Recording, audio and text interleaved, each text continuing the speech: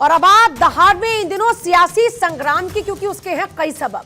मुद्दों की भरमार है, सरकार और विपक्ष में न सिर्फ तकरार है बल्कि जूतम पैजार है। इन सब के बीच एक बयान कड़ाके की सर्दी में भी भीषण गर्मी का एहसास करा रहा है, और वो बयान किसी मामूली शख्स ने नहीं दिया बल्कि महाराष्ट्र के मुख्यमंत्री देवेंद्र फडणवीस ने विधानसभा के भीतर दिया।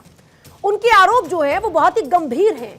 सवाल राहुल गांधी की भारत जोड़ो यात्रा को लेकर है, जिसमें अर्बन नक्सल संगठनों के शामिल होने की बात मुख्यमंत्री फडणवीस कह रहे हैं। उन्होंने कहा कि मैं पूरे सबूत के साथ बता रहा हूं कि 15 नवंबर 2024 को नेपाल की राजधानी काठमांडू में नक्सलियों की एक सीक्रेट बैठक हुई। इस बैठक में महाराष्ट्र विधानसभा चुनाव में गड़बड़ी फैलाने और ईवीएम के खिलाफ माहौल बनाने को लेकर सहमति बनी।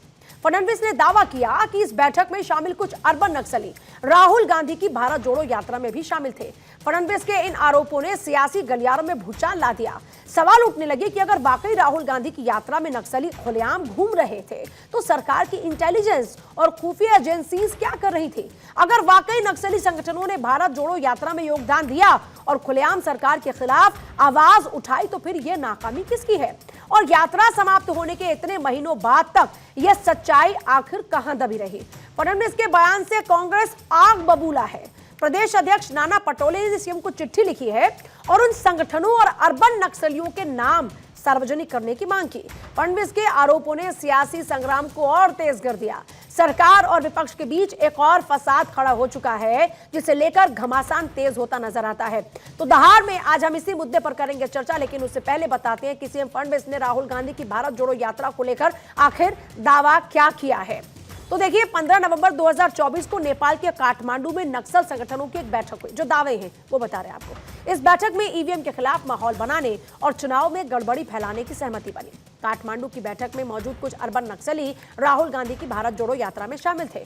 यात्रा से जुड़े 40 ऐसे प्रॉक्सी संगठन हैं जिन्हें महाराष्ट्र की पूर्व कांग्रेस एनसीपी सरकार ने अर्बन नक्सल घोषित कर रखा है।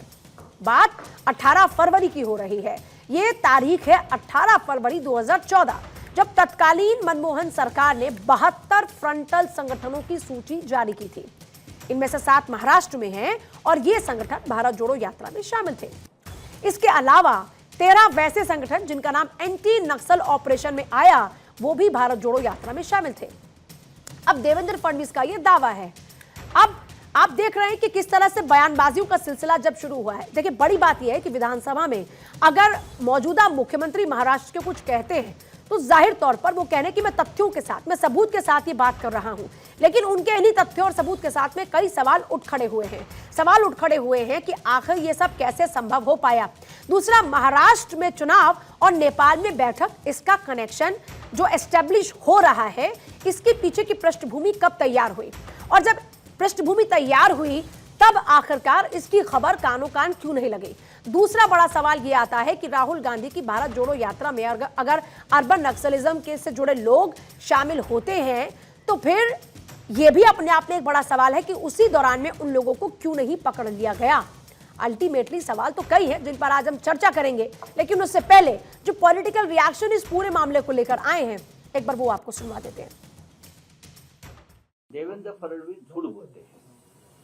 अगर मैं उनको कहूँ कि आप झूठ बोलते हो तो उनको अच्छा नहीं लगता। बोलते हैं कि संजय राउत माहौल खराब करता है। आप झूठ, परभणी के बारे में झूठ बोला, आपने कल देखा होगा। बीड़ के बारे में झूठ बोला, जो घटना हुई है। कागज लेकर झूठ बोलते, कागज पर झूठ लिखकर लेके आते, सब वो पढ़ते हैं।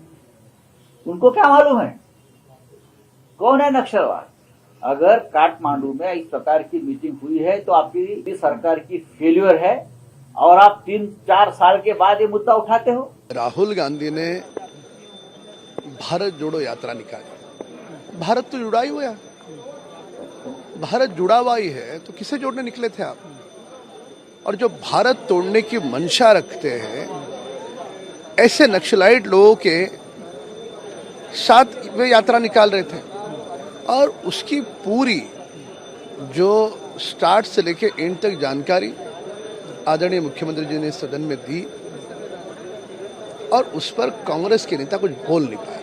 इंदिरा जी की शहादत दी हमने, राजीव जी की शहादत दी, लेकिन इस तरह का आरोप लगाकर राहुल गांधी जी के कन्याकुमारी से कश्मीर की पदयात्रा में जिस तरह से समर्थन राहुल गांधी जी को मिला, जनता का समर्थन मिला और देश को इकट्ठा करने का काम राहुल जी ने किया, उस राहुल जी को डरने का काम जो बीजेपी करती है बार बार, आज भी झूठा आरोप उन्होंने पार्लियामेंट में किया। तो मेरा यही कहना है और इसलिए मैंने आज मुख्यमंत्री जी को खत लिखकर मैंने कहा कि वो कौन सी संगठन है उसका डिटेल हमें चाहिए। तो आज की दहाड़ शुरू करने से पहले उन सवालों का रुख कर लेते हैं जिनके इर्द गिर्द चर्चा रहने वाली है। तो पहला सवाल ये कि राहुल गांधी पर फडणवीस के आरोप सियासी हैं या फिर इसमें कुछ सच्चाई भी है। दूसरा सवाल ये कि नक्सलियों के शामिल होने की बात अब तक सामने आई क्यों नहीं।